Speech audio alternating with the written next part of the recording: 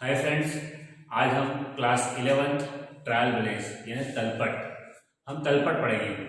तो तलपट पढ़ने के पीछे हमारा मुख्य उद्देश्य क्या है, हम तलपट का निर्माण क्यों करते हैं, हम इस खाते को क्यों बनाते हैं, ये सारी जानकारी हम इसके उद्देश्य को जानकर प्राप्त कर सकते हैं। यानी तलपट बनाने का मुख्य उद्देश्य ये है कि जब तलपट के पहले हम जो खाते का निर्माण करते हैं, जिन खातों को हम बनाते हैं उन खातों की शुद्धता की जांच करने के लिए, विशेषकर अंक गणित की शुद्धता की जांच करने के लिए हम तलपट का निर्माण करते हैं। तलपट बनाने का उद्देश्य ये भी है कि तलपट की सहायता से हम व्यापार खाता, लाभ हानि खाता और चिट्ठा यानी बैलेंस शीट आसानी से हम बना सकते हैं। ठीक है, तो तलपट में किस प्रकार के सवाल आते हैं और किस प्रकार से हम इसको हल करते हैं, ये जानने से पहले हम ये चीज को हम क्लियर कर लेंगे तलपट में कौन कौन सी मदों को हम लिखेंगे। तलपट में जनरली हम सारी असेट्स लिखते हैं, सारी लायबिलिटीज लिखते हैं, यानी सारी संपत्ति और सारे दायित्व लिखते हैं। जितने भी खर्च होते हैं, जितने भी आय होती है, उन सबको लिखते हैं। अब हमारे पास संपत्ति भी आ गई है, हमारे पास लायबिलिटी भी आ गई है, हमारे पास दायित्व भी आ गए हैं, यानी हमारे पास खर्च भी है और हमारी इनकम भी है। तो इन सब का लेखा जोखा हम इस खाते में कैसे करेंगे, तो इसके लिए मैं आपको क्लियर कर दूं। इस खाते में यानी जो फॉर्मेट है ट्रायल बैलेंस ऑफ जिसका भी हो, यहाँ पर हम नाम लिखेंगे। जिस तारीख को हम बना रहे हैं एज ऑन, वो तारीख हम यहाँ पर लिखेंगे। ये इसका फॉर्मेट है। Name of accounts, ledger folio, amount debit, amount credit. अब अमाउंट डेबिट में कौन सा अमाउंट लिखेंगे और अमाउंट क्रेडिट में हम कौन सा अमाउंट लिखेंगे, ये समझ लो। ये अमाउंट डेबिट या डेबिट साइड में हम अपनी सारी संपत्ति को और जितने खर्च हमने किए हैं उन खर्च को हम डेबिट साइड लिखेंगे।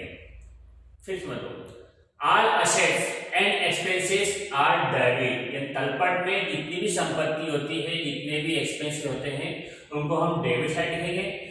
और क्रेडिट साइड में हमारी लायबिलिटीज, जिम्मेदारी, जो हमारे दायित्व होते हैं वो, और जो पैसा हमको प्राप्त हुआ है, यानी जो रकम हमको प्राप्त हो गई है, जो राशि हमको प्राप्त हो गई है, जितने भी रिसीव्ड है, वो सारे के सारे हम क्रेडिट साइड लिखेंगे। कुछ एग्जाम्पल मैं आपको क्लियर कर दूं, असेट्स के एग्जाम्पल, लायबिलिटीज के एग्जाम्पल, एक्सपेंसेस के और हमारा रिसीव्ड जो भी हो। देखो ये असेट्स है, लाइक मशीनरी, मशीन ये संपत्ति है जिस पर हमारा अधिकार होता है, ये हमारे असेट्स है। कैश ये संपत्ति है जिस पर हमारा अधिकार होता है, ये हमारे असेट्स है। बैंक, बैंक में पैसा पड़ा हुआ है, ये हमारे असेट्स है। डेब्टर यानी देने वाले, जो लोग जिनमें हम पैसा मांगते हैं वो हमको पैसा देंगे, रुपया देंगे, वो हमारी असेट्स है। फर्नीचर यानी जिस पर हमारा अधिकार होता है, फर्नीचर है, लैंड है, बिल्डिंग है, मोटर कार है। बिल्स, रिसीवेबल एंड इन्वेस्टमेंट यानी जहां जहां पर हमने पैसा लगा रखा है वो सब हमारी असेट्स है। इसके जस्ट उल्टी लायबिलिटीज यानी दायित्व। कैपिटल, हम जब बिजनेस चालू करते हैं तो it is our liabilities that सारी पैसा या धन या माल या कंप्यूटर या फर्नीचर लगाकर हमने जो बिजनेस चालू किया, दैट इज कॉल्ड कैपिटल, ये हमारी लायबिलिटीज है। क्रेडिटर या जिन लोगों में हम पैसा मांगते हैं, जो लोग हमें पैसा मांगते हैं, दैट इज कॉल्ड क्रेडिटर यानी लेनदार। Bank loan, margin loan, bank overdraft, ये सारे बैंक से संबंधित खर्चे हैं। यानी हमने बैंक से लोन लिया है या हमने मार्जिन लोन लिया है या बैंक वाले हमने पैसा मांगते हैं, इट इज अवर लायबिलिटीज यानी ये हमारी जिम्मेदारी है, ये हमारा दायित्व है, उनका पेमेंट करना। बिल्स पेबल, आउटस्टैंडिंग, जितना बकाया होगा उन सबका हमको पेमेंट करना है, ये हमारी जिम्मेदारी है। तो ये क्रेडिट साइड में आएगा, असेट डेबिट साइड में आएगी। खर्च सारे वेजेस है, वेजेस मजदूरी, रेंट, किराया, टैक्स, कर, परचेस यानी खर्च किया हमने, खरीदा है, क्रय। Office expenses, interest paid, commission paid, discount, carriage, cartage, file, sales return and drawing, ये सारे एक्सपेंसेस यानी खर्च है। इनको भी हम, इन दोनों को असेट्स और खर्च को हम डेबिट साइड लिखेंगे। और ये हमारी इनकम, जितना भी रिसीव्ड हुआ सारी हमारी इनकम होती है। Commission received, discount received, interest received या सेल्स, हमने माल बेचा है तो ये हमारी इनकम है। परचेज रिटर्न यानी हमने खरीदा हुआ माल वापस किया है, बदले में पैसा मिल रहा है, ये हमारी इनकम है। ठीक है, तो ये assets and expenses debit side में, liabilities and income credit side में। अब हमें सवाल पढ़ रहे हैं, prepare trial balance sheet from the following, निम्न से तलपट तैयार कीजिए। ये हमारे सामने कुछ मदद लिखी हुई है, drawing, stock, debtor, purchase, wages, trading expenses, furniture, goodwill, cash, salary, donation, bank overdraft, sales, creditor, capital. ये सारी मदे है, इन सबको पहले हम लिखेंगे। देखो सबसे पहले क्या है,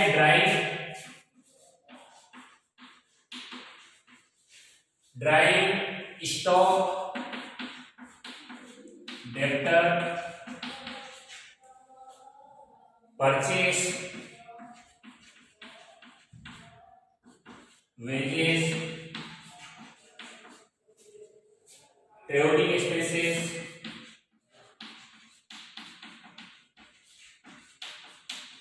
furniture,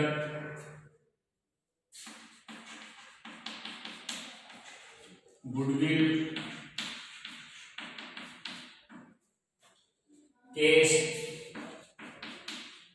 salary, donation, bank overdraft,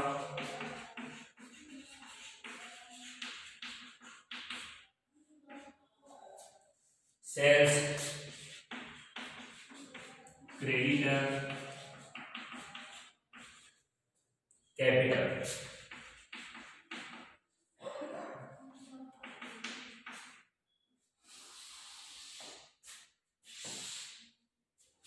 यहां करेंगे टोटल। देखो एक बात विशेष ध्यान रखना, जब हम सवाल पढ़ते हैं तो सवाल में क्लोजिंग स्टॉक आया तो क्लोजिंग स्टॉक की एंट्री हम इसमें नहीं करते हैं। क्लोजिंग स्टॉक की एंट्री हम कब करेंगे, जब आपको सवाल में कास्ट ऑफ गुड्स सॉल्व है, यानी बेचे गए माल की लागत दे, तब हम क्लोजिंग स्टॉक की एंट्री करेंगे डेबिट साइड में, और cost of goods sold debit side में आएगा। अदरवाइज अगर आपको सवाल में कास्ट ऑफ गुड्स सॉल्व नहीं दिया है, ऐसी कंडीशन में हम क्लोजिंग स्टॉक की एंट्री नहीं करेंगे, ओपनिंग स्टॉक लिखेंगे, लेकिन स्टॉक डेबिट साइड में आएगा। अब देखो मैं सवाल हल कर रहा हूँ। ड्राइंग हमारा खर्च है, ड्राइंग क्या है, तो ड्राइंग ये हमारा एक्सपेंसेस है, खर्च का लिखेंगे डेबिट साइड में, अमाउंट है 1026। स्टॉक असेट्स है, संपत्ति है, संपत्ति लिखेंगे हम डेबिट साइड में, कितना है 3840। डेप्टर भी हमारी संपत्ति है, ये डेप्टर दे रखा हमको, ये हमारे असेट्स है, तो ये डेबिट साइड में। परचेज यानी हमारा खर्च है, एक्सपेंसेस है, तो इसको लिखेंगे डेबिट साइड में 6240। फिर वेजेस, ये भी एक्सपेंसेस है 1440। ट्रेवलिंग एक्सपेंसेस, ये भी एक्सपेंसेस है 517। फर्नीचर, ये असेट्स है, अपनी संपत्ति है 5800।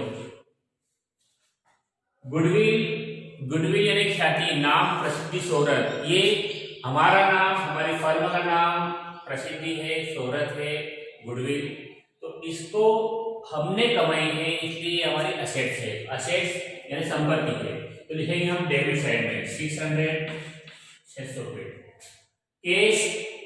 केस यानी ये असेट्स है, कितना 150।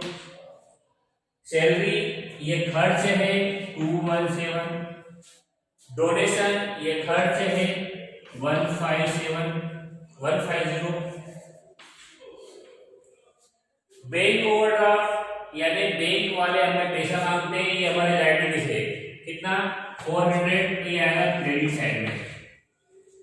सेल्स यानी विक्रय मतलब हमारी इनकम है, तो इनकम लिखेंगे हम क्रेडिट साइड में 18,500। फिर क्रेडिटर 780, क्रेडिटर ये है यानी हमने जो पैसा मांगते हैं हमारी लायबिलिटी से, तो इसको लिखेंगे हम क्रेडिट साइड में। और कैपिटल लायबिलिटी से हमारी 6000। इस प्रकार हम सवाल को सॉल्व करेंगे। जरूर नहीं कि सवाल ऐसे आए, मतलब ये आपको आधी बात बीच में आ जाएगी, आधी बीच में आ जाएगी, यानी कुछ संख्या ऊपर नीचे हो जाएगी, यानी सबको मिक्स करके देंगे। इस सवाल में ऊपर दे रखे असेट्स और एक्सपेंसेस, तो लाइन लिख दिए, नीचे रखे हमको दायित्व और इनकम, तो हमने इसको लिख दिया, लेकिन सवाल मिक्स आएगा, है ना। मतलब आपको यहाँ असेट्स आ जाएगा, यहाँ लायबिलिटी आ जाएगी, यहाँ पर एक्सपेंसेस आ जाएगा, यहाँ पर आपको इनकम आ जाएगी। तो आपको बस ये है कि इस बात का ध्यान रखना है, असेट्स किधर आएंगे और लायबिलिटी किधर आएगी। क्लियर। अब इनका टोटल करेंगे, टोटल दोनों तरफ बराबर आना चाहिए, बराबर आएगा तो आपका मिलान सही हो जाएगा। ठीक है, हम टोटल करते रहो। पहले क्रेडिट साइड की, तो ये 0 0 और 8 8, 4 5 9 और 7 16,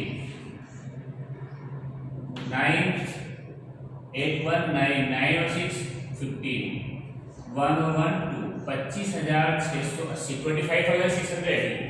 इधर भी 25,680 आना चाहिए।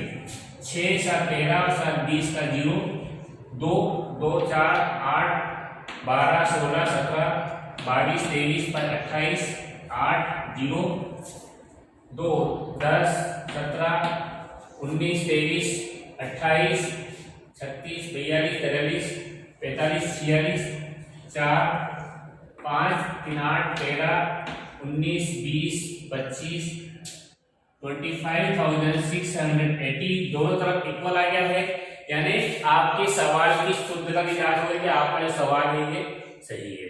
तो इस प्रकार से हम तलपट का निर्माण करेंगे। एक बात विशेष फिर से ध्यान रखना, जब सवाल में क्लोजिंग स्टॉक दिया गया हो तो क्लोजिंग स्टॉक की एंट्री हम नहीं करेंगे। क्लोजिंग स्टॉक की एंट्री केवल उसी परिस्थिति में करते हैं या उसी कंडीशन करते हैं जब सवाल में कॉस्ट ऑफ गुड्स दिया गया हो। Okay, clear. तो ये फॉर्मेट है, ये फॉर्मेट है और ये मध्य है। इसके आधार पर आपकी बुक में जितने भी सवाल है आप करेगा, और जो समस्या है, डाउट्स आए, please call me. Okay, thank you.